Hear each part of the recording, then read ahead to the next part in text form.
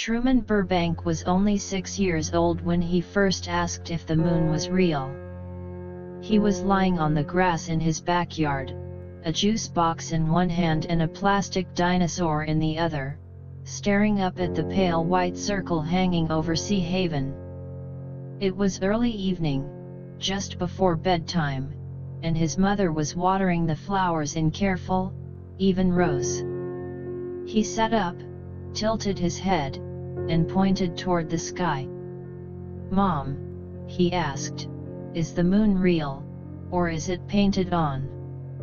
His mother blinked. Water trickled from the end of the hose, forgotten for a second. She smiled quickly, too quickly. "Of course it's real, honey," she said, her voice sugary. "Now come inside, it's getting late." But Truman didn't forget the question. He lay in bed that night, watching the moon through the window. It hadn't moved much. He stared at it so long his eyes ached. Something in his young mind told him it wasn't quite right. He didn't know why. He just knew. At school, he asked questions the teachers didn't seem to like. Where do the clouds go when they leave? Why do all the streets go in circles? Why has no one in town ever seen a bear or a mountain? His teacher, Mrs. Langston, a kind-faced woman with large glasses and a voice like a cartoon bird, would smile and redirect. "Let's focus on today's lesson, Truman. Maybe we'll cover that next week." "But you said that last week." "Did I? Must have slipped my mind." Truman wasn't satisfied. He began writing down his questions in a spiral notebook he hid under his bed. He didn't tell anyone about it. He drew maps of Seahaven from memory, traced the sun's path with crayons, and wrote down every unusual thing he noticed. A man who always walked his dog at exactly the same time. A woman at the grocery store who never aged.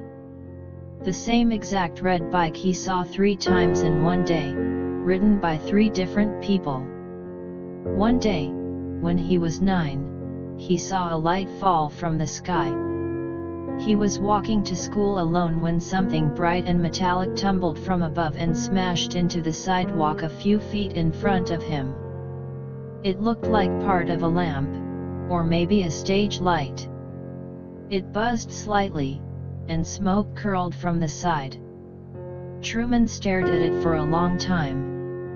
By the time he pointed it out to anyone, it was gone. His mother told him it was just a dream. Maybe something from a construction site, nothing important. But he knew better. He wrote it down in his notebook. That year, Truman began spending more time alone. Not out of sadness he had friends, after all, but because being alone let him observe. Watch the world around him without distraction.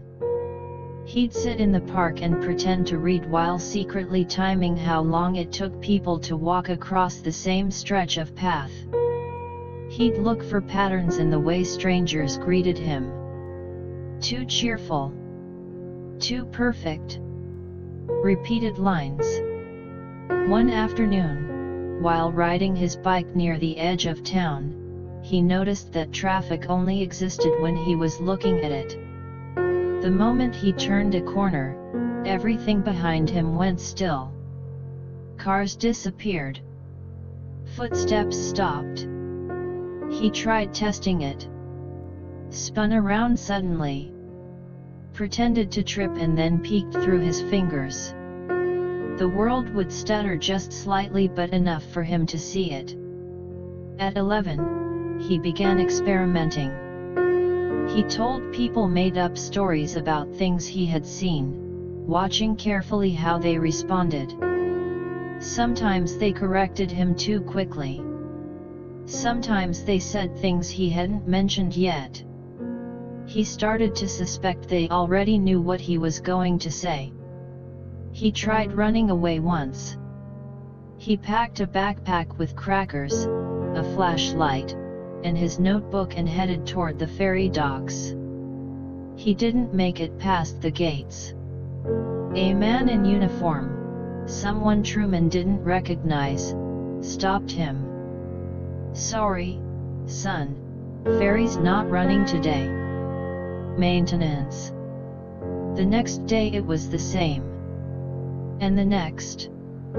Eventually his parents took him to a therapist. The man had a soft voice and a wall full of certificates. Truman stared at one of them for a long time. The paper had been printed upside down. "I think I'm in a show," Truman said one day, staring at the ceiling of the therapist's office. "A show," the therapist repeated, smiling gently. "Like? I think people are pretending around me. I think the world isn't real." The therapist nodded slowly, as if Truman had told him he liked peanut butter. "Lots of children have vivid imaginations," he said. "Sometimes we feel like the world revolves around us, but as we grow up, we realize we're just one person among many. That can feel strange at first." Truman didn't argue. But he didn't believe him either. At home, he stopped asking questions. He pretended to be normal. He went to school, played baseball, watched cartoons. But inside, his mind kept moving, assembling clues, building possibilities. When he turned 15, he tried to write a letter to a scientist on the mainland. He had found an address in a school textbook, copied it carefully, and described everything: his suspicions, the patterns, the moments that didn't add up. He mailed the letter secretly, walking 3 neighborhoods away to avoid suspicion. 2 weeks later, his teacher announced that the class would take a field trip to the local radio station. On the tour, they stopped in front of a control room with blinking lights and strange equipment. The man giving the tour wore a badge that said Mitch. Truman raised his hand. "Do you send letters here?" Mitch laughed. "Not exactly. This is for broadcasts, kiddo. Do you ever get mail from people far away?" Mitch shrugged. "Nope. Just boring invoices and ads." That night, Truman snuck back to the radio station. The back door was locked, but he waited behind a dumpster until a delivery truck pulled in. He slipped through just in time and wandered the halls until he found the mail room. There, sitting on a metal shelf, was his envelope. Still sealed. Marked "Return to Sender" in red ink. He took it and walked home in the dark, not even feeling the cold. By the time Truman was 17, he had stopped pretending. He began building plans. Small ones at first. Checking every possible exit point. Marking the bus schedule. Memorizing where the cameras might be. He knew they were there now. He had caught glimpses of them in reflections. Behind mirrors. Even once inside a vending machine. He started writing a new notebook, hidden under a loose floorboard in his bedroom. Not questions this time. Instructions. Maps. Counter moves. He called it Escape Plan 01.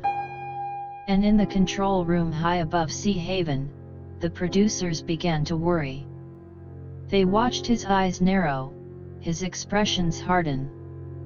They saw the way he stopped talking to others unless necessary. How he smiled without meaning it.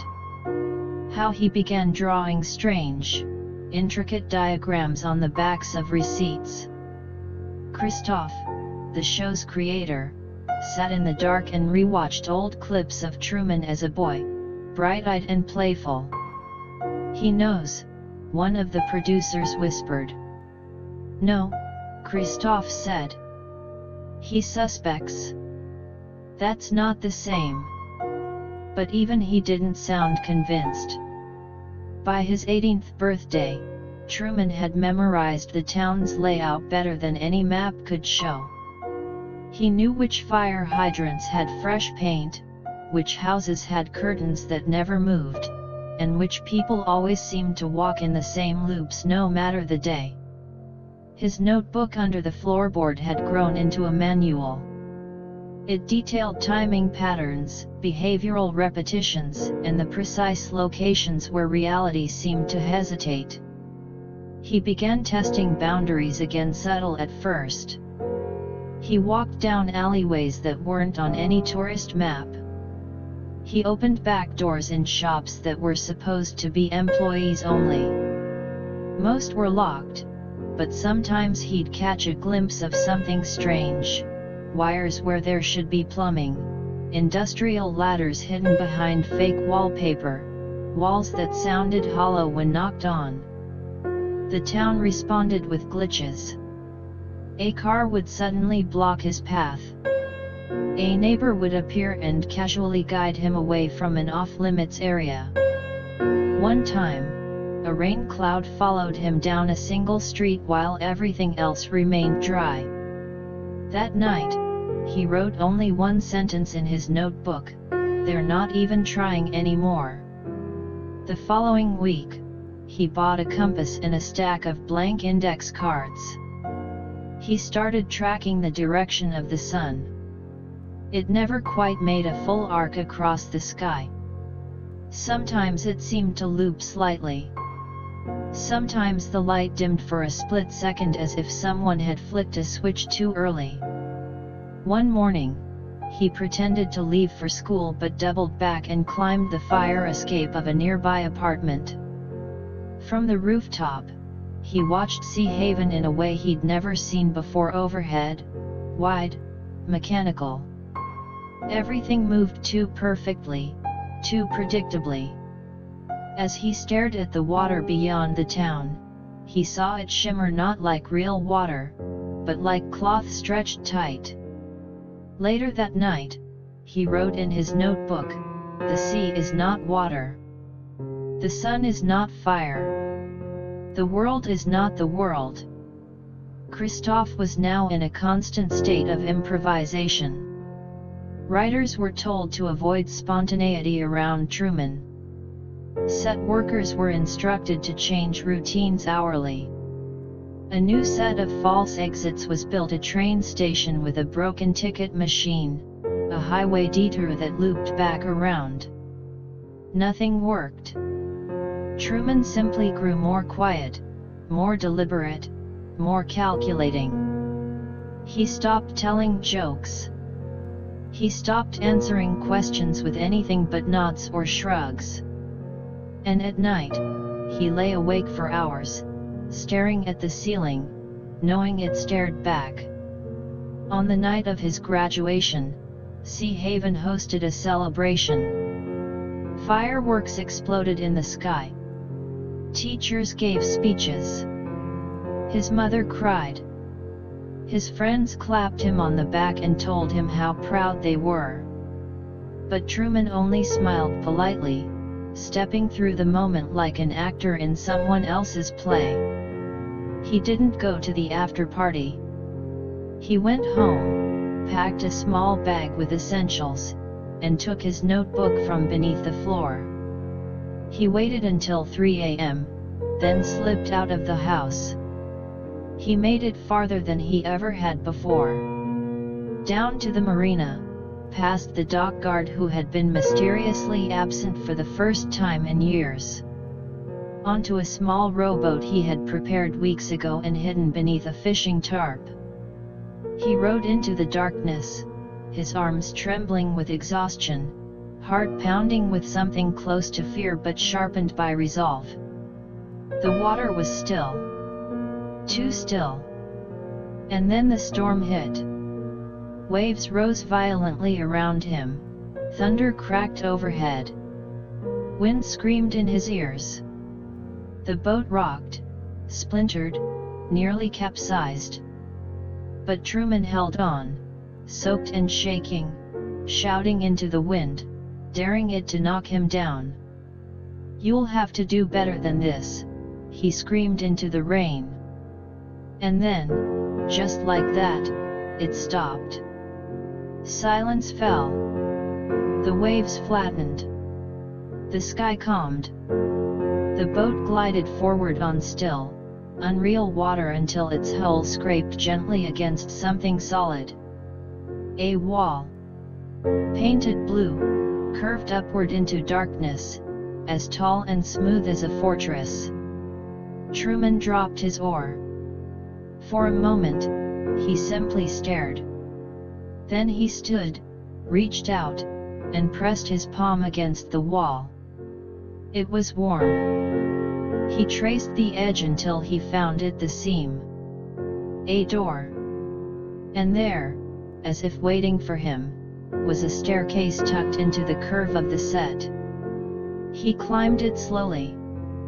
At the top, a small platform, a black void beyond. A voice echoed from above. "Truman." It was calm. Familiar. The voice that had followed him all his life in commercials and announcements and background chatter. Truman looked up. Christoph's voice filled the air. "You were special. From the beginning. The world watched you grow. Loved you. This is your home, Truman. Out there's no truth. No love. No structure. Only chaos." Truman tilted his head slightly. "You were afraid of the water," Christoph continued. "You were afraid of change. But we kept you safe." Truman took a step forward, toward the door. "You can stay," the voice said. "We can fix it. You don't have to leave. We'll give you more freedom. You can write, travel, even fall in love." Truman paused. Then he looked into the dark and spoke for the first time that day. "If I don't know who I am, then it doesn't matter what you give me." And with that, he walked through the door. The world behind him flickered. The cameras panned wildly. A producer dropped his headset. Christoph stood in stunned silence. For the first time in his life, Truman Burbank walked into a world not scripted for him. We are now at around 22,000 characters. Let me know when you are ready for the next part. I'll continue with what happens to Truman after he steps through the door and how the world, and the show, responds. The air beyond the door was still. No applause. No music. No crowd waiting to greet him. Just a dim hallway, long and empty, stretching forward like a tunnel built for one. Truman walked slowly. His steps echoed on the concrete floor. The walls were gray, bare, humming faintly with the sound of distant machinery. For the first time in his life, he had no idea what came next, and no one did either. He reached the end of the corridor, where a simple steel door waited. He pushed it open. Bright white light flooded his eyes. He squinted, blinking rapidly as his vision adjusted. The world outside was not what he expected. It wasn't chaos or danger or beauty. It was normal. A stretch of cracked pavement, a few parked vans, a large warehouse behind him, and a skyline in the far distance under a gray-blue sky. A man in a baseball cap stood beside one of the vans, holding a clipboard. He looked up and froze when he saw Truman. "Oh my God," the man said. More people appeared. Some whispered. One dropped a coffee cup. Truman stood quietly, looking at them all. They looked different from the people of Seahaven, less polished, more tired, but real. Real in a way he'd never seen before. One woman stepped forward. She wore a headset and a utility belt full of walkie-talkies. Her eyes were wide. Do you know where you are?" she asked softly. Truman nodded. "I think so. We can get you a place to rest," she said. "Somewhere quiet." Truman looked back over his shoulder at the black doorway that had sealed behind him. Then he nodded again. They put him in a small hotel outside the city, in a room with peeling wallpaper and an old television that Truman never turned on. For days, he didn't speak to anyone. Reporters crowded the lobby. Drones flew overhead. The network issued a statement saying they were grateful for Truman's journey and supportive of his decision to explore the world beyond. In truth, they were scrambling.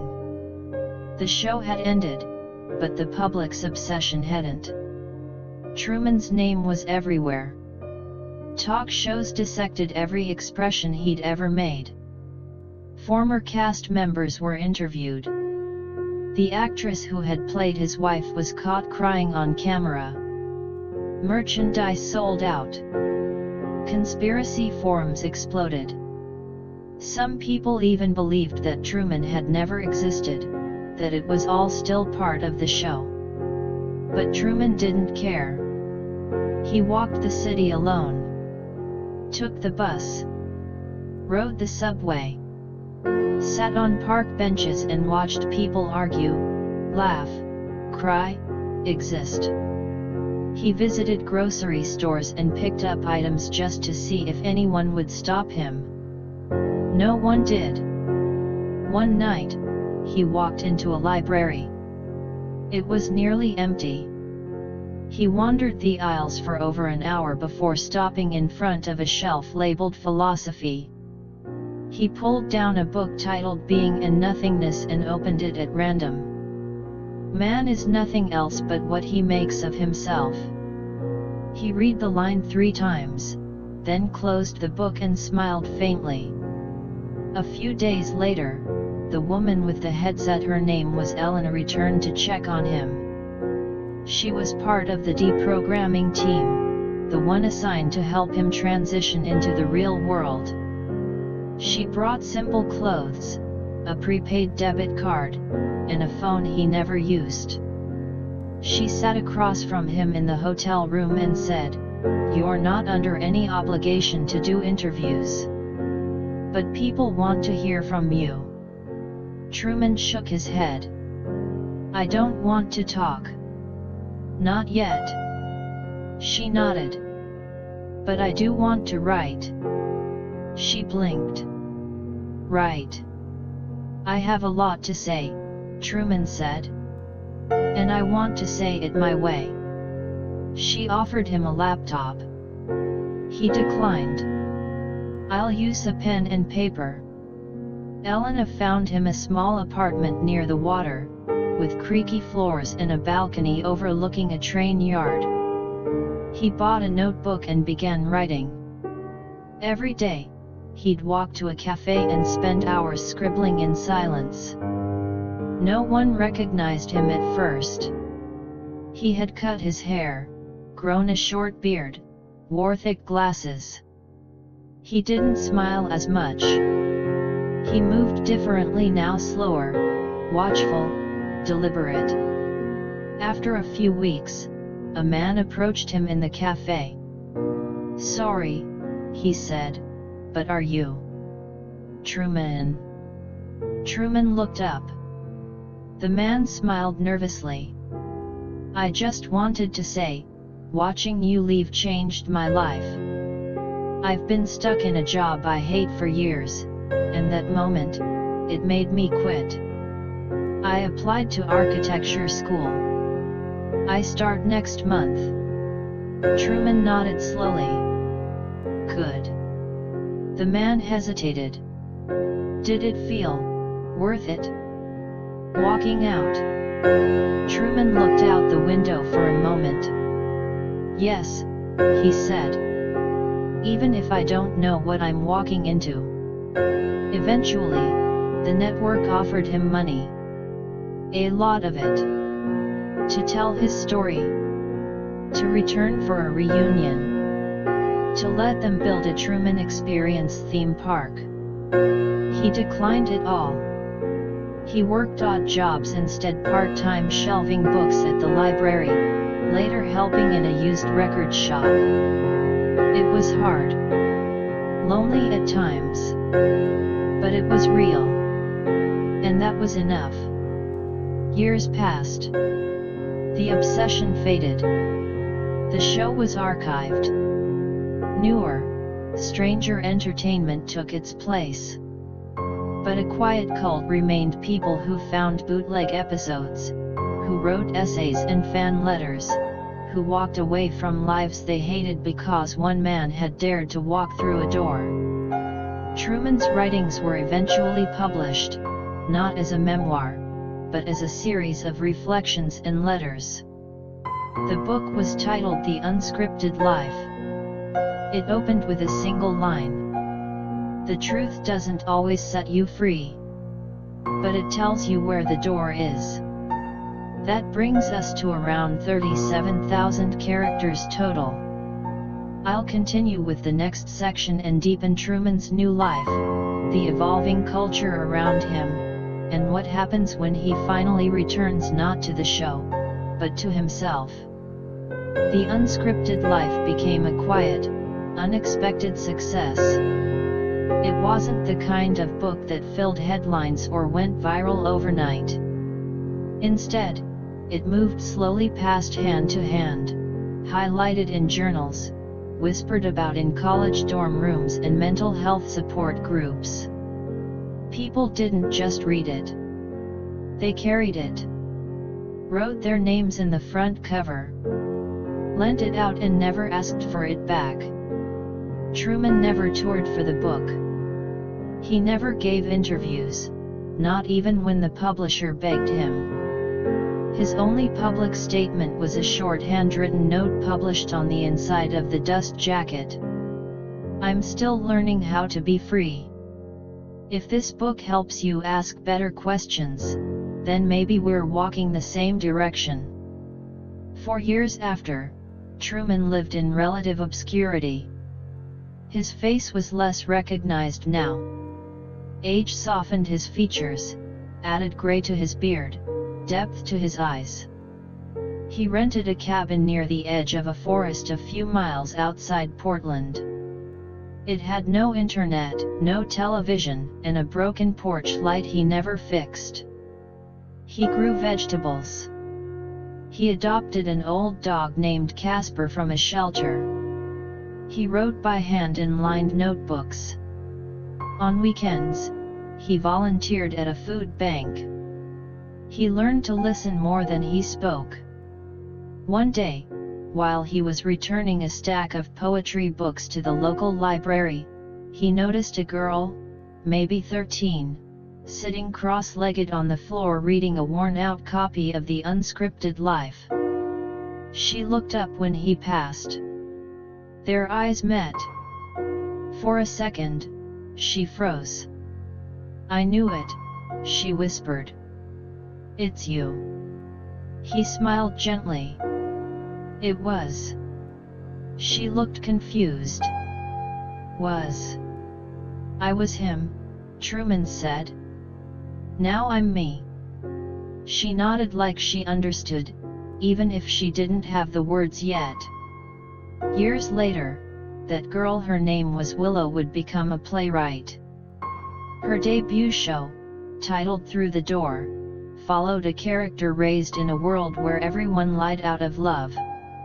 She dedicated the play to T.B., who taught me to question the script.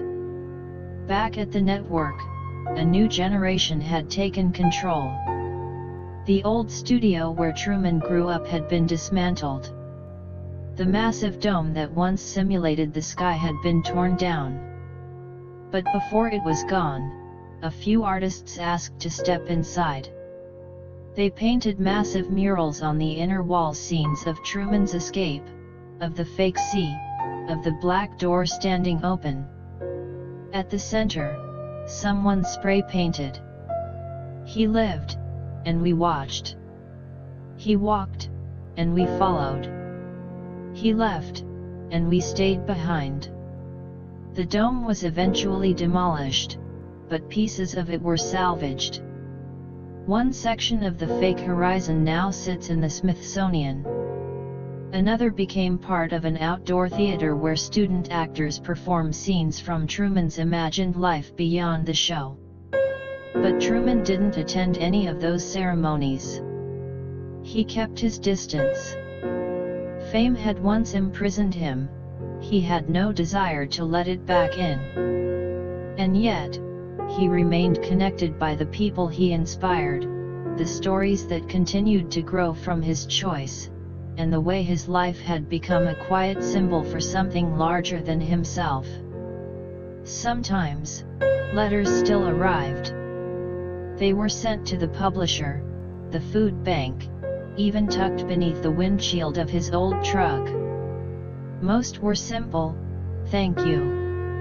Some were longer pages filled with confessions, hopes, or deep questions about reality. Truman read them all. He never responded directly, but occasionally, a new essay would appear online under the initials TB, reflecting on solitude, freedom, or the strangeness of being known by strangers. He never spoke to Christoph again. He thought about it sometimes, writing a letter, asking him why, asking if he ever regretted building a world out of lies. But he never did. He didn't need to. Some truths only matter to the person living them. One autumn afternoon, years into his quiet life, Truman stood at the edge of a lake behind his cabin. The sky above was pale and cloudless. Leaves drifted across the surface like memories. He closed his eyes and whispered, "Good morning, and in case I don't see ye." He smiled and left the rest unsaid. He no longer needed to finish the sentence. The world had already heard it. And somewhere, in a bookstore, a young man picked up The Unscripted Life for the first time. He flipped to the first page, read the opening line, and paused. Then he closed the book, walked outside, and stood in the sunlight for a long time before walking, not toward anywhere specific but away from everything he had been told he had to be. Because that's what Truman had taught them all. You could choose your own life. Even if it meant walking through the door alone. This brings us to approximately 55,000 characters so far. Let me know when you're ready, and I'll write the final section to bring the full story to the requested 75,000 characters, giving Truman's journey a gentle but meaningful close. The years continued to pass, as they always do, without ceremony or warning. Truman grew older. He celebrated his birthdays quietly, lighting a candle for himself in the kitchen, often forgetting to make a wish. He had long since stopped needing wishes. He'd learned that freedom wasn't about having anything you wanted, it was about knowing you could live with what you had, and still feel whole. Casper, his old dog, passed away one winter. Truman buried him beneath a cedar tree and carved a small wooden marker that read, "You never needed to pretend." He sat beside the grave that night for hours, bundled in a thick coat, watching the sky shift slowly above the trees.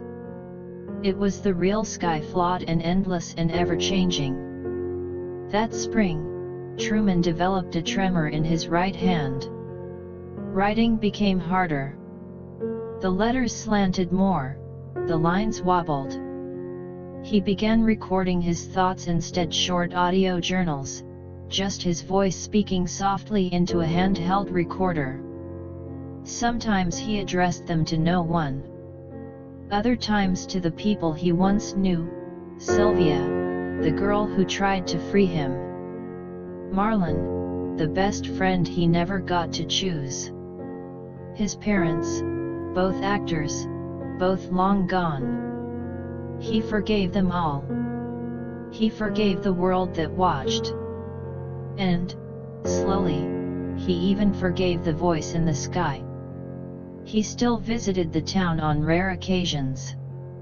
Not Seahaven, of course it no longer existed, but nearby cities, small bookstores, obscure writers' festivals where people had heard of him but never expected to meet him. At one such event, he was invited to sit in the audience rather than speak. A young writer read a short story about a boy who grew up in a glass world, raised by a mirror. When the story ended, Truman clapped with the rest of the room. Later, the writer approached him with shaking hands and said, "I don't know if I got it right." Truman smiled and said, "You made it your own. That's more than enough." He had long since stopped trying to correct the stories about him. Some said he went mad after leaving. Others claimed he returned secretly to the set and lived in the ruins of Seahaven. A few conspiracists insisted he had never been real, that the whole show was a metaphor or a social experiment that spiraled out of control. Truman let them talk. His truth wasn't something that needed defending. In his later years, he moved from the cabin to a modest apartment in a city with no name recognition. A quiet place with buses that ran on time and neighbors who waved politely but didn't pry. He grew tomatoes on the windowsill and organized books by color instead of subject. He kept 3 framed photos, one of Casper, one of the lake behind the cabin, and one of the door he had walked through all those years ago, captured in a still frame from the final broadcast, grainy and golden. He was never rich. The money from the book was modest, and Truman had donated most of it over time to literacy programs and shelters. He lived simply. A cot, a kettle, a few good sweaters. The joy came not from having but from knowing that what he had was his. Near the end, Truman began receiving letters again, not from fans, but from people who had also left something behind. A woman who escaped an abusive marriage. A man who quit a religion that had suffocated him. A teenager who came out to his parents after reading his story. They called themselves door walkers. Not because they walked through literal doors, but because they'd crossed lines that once felt impossible. He saved every letter. He read them slowly, letting the words settle into his skin. When his health began to decline, Truman declined treatment. Not out of despair, but because he had no fear left in him.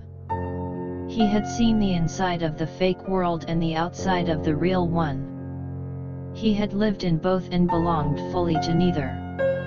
But he had made peace with that.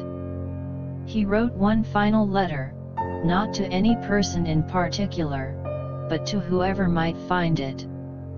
He left it in an envelope beside his bed, sealed, with the word after written on it. Inside, it said, "If you're reading this, you've already walked through your own door. Or you're thinking about it. Either way, I hope you understand what it means to choose."